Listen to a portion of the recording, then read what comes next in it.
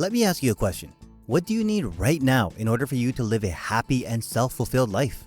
Is it a beautiful and lovely family? $1 billion in your bank account? Or to be the CEO of the largest company in the world? I'll tell you exactly what I need to live a happy and fulfilling life. And that's for you to subscribe to the channel and get this video to 500 likes. So make sure you hit that like button.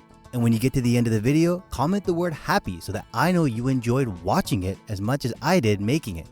But whatever your answer is, I'm sorry to inform you that it is not a guarantee for you to live a happy and self-fulfilled life. How do I know? Well, recently I read a book called The Subtle Art of Not Giving a F by Manson. And I found out that the best way to live a happy and fulfilled life is by simply not giving a F. Now I'm sure you're wondering what I mean by that. But don't worry, that is why I made this video. And I can guarantee you that by the time you're done watching this video, you will be well on your way to being happy and self-fulfilled. Did you know that the ultimate desire of every human on earth is to be happy? This is why our culture has been built on unrealistic positive expectations. Be happier, be healthier, be richer, smarter, sexier, more popular, and more productive. However, according to the author, and if you think about it carefully, everyone is just focused on what they lack. You see, you work hard to make more money because you feel you don't have enough money already. You want to be more popular or smarter because you feel that you are not. Interestingly, businesses and their TV commercials or ads have bombarded you with this notion. They want you to believe that the key to living a happy life is to get a nicer job, a lovelier partner, a more rugged car, or a hot tub with an inflatable pool for the kids. This is because it's good for business. In simple terms, they want you to give a F about everything all the time. However, according to the author, giving a F about everything is bad for your mental health.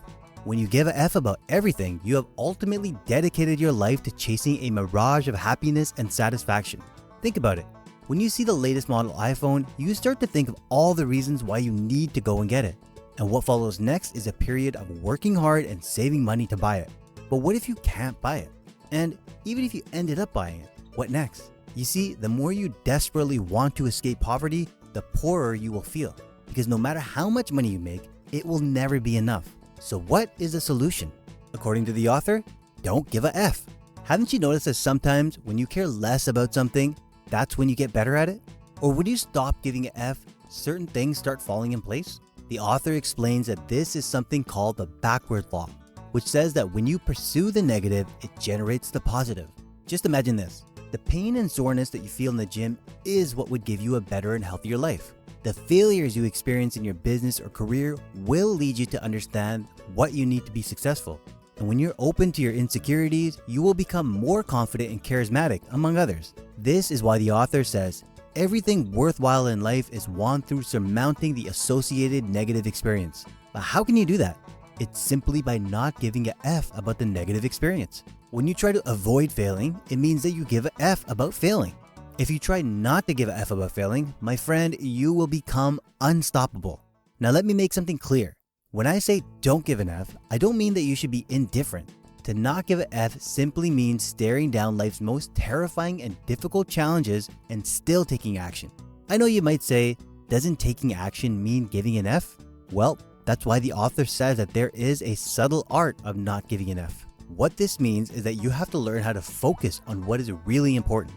As the author says, there is no such thing as not giving an F in life. You must give an F about something. This is because it's part of human biology to care. But as I have already said, giving an F about everything will affect your mental health. So the question I ask myself is, what should you and I give an F about? While reading the book, the author explains this using 3 subtleties of not giving an F. 1. Not giving an F means being comfortable with being different. This simply means standing by your values and beliefs regardless of how other people feel about it or the challenges and adversities that come with your belief. For example, if you have a high-paying job but you believe that you're meant to be self-employed, not giving an F would mean quitting that high-paying job regardless of what anybody says and dedicating yourself to becoming a successful entrepreneur. 2. To not give an F about adversity, you must first give an F about something more important than the adversity. I'll explain this with an example. If you find yourself constantly worrying and giving an F about silly things like your ex's new Instagram picture, it's simply because nothing important is going on in your life. As the author says, life's problems are the side effect of not having anything more important to worry about. So instead of focusing on trivial nonsense, not giving an F simply means focusing on what is important. Number 3, whether you realize it or not, you are always choosing what to give an F about. One thing you should understand is that there will always be something that will drag your attention. It could be people's opinions, whether your clothes match, or something totally irrelevant. This means that you will always be faced with a choice to give a F about something every single time. However, maturity is being selective in what you give an F about. Now, the next thing you need to know is that everything in life is a problem. Life is simply an endless series of problems, and when you solve one, another takes its place. Most people, however, hope to live a life free of problems, and they do this by denying the existence of this problem or blaming someone else for the problem. But this will only lead them to a lifetime of misery and disappointment. So instead of hoping for a problem-free life, you should hope for a life full of good problems. And your happiness comes when you solve those problems. According to the author, happiness is a form of action, and true happiness comes when you find the problems you enjoy having and solving.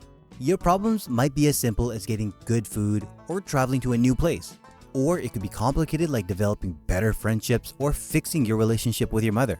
Whatever it is, the key to living a happy life is to find the problems you enjoy and enjoy solving them. It's as simple as that. How do you find problems that you enjoy?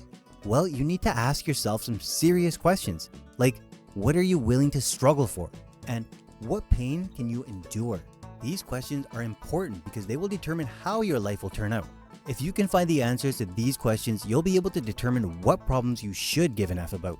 As the author says, happiness requires struggles and it grows from problems. This means that for you to have a happy and self-fulfilled life, you need to earn it by choosing and managing your struggles and problems. Whether you suffer from anxiety or loneliness, or obsessive compulsive disorder, or a crazy boss who ruins half of your waking hours every day, the solution to these problems lies in accepting and dealing with them. Finally, you need to accept the fact that it is okay to be an average person. Every day, we are flooded with the idea that we need to be better and extraordinary. This has put so many people under pressure and stress in the pursuit of being extraordinary. But if you want to live a happy life, you don't need to give an F about being extraordinary or being great. Accepting the fact that you are average will give you the freedom to pursue whatever you want without expectations from anybody. And who knows, in the process, you might actually achieve greatness. But achieving greatness should not be your focus. This is what it means to really not give an F.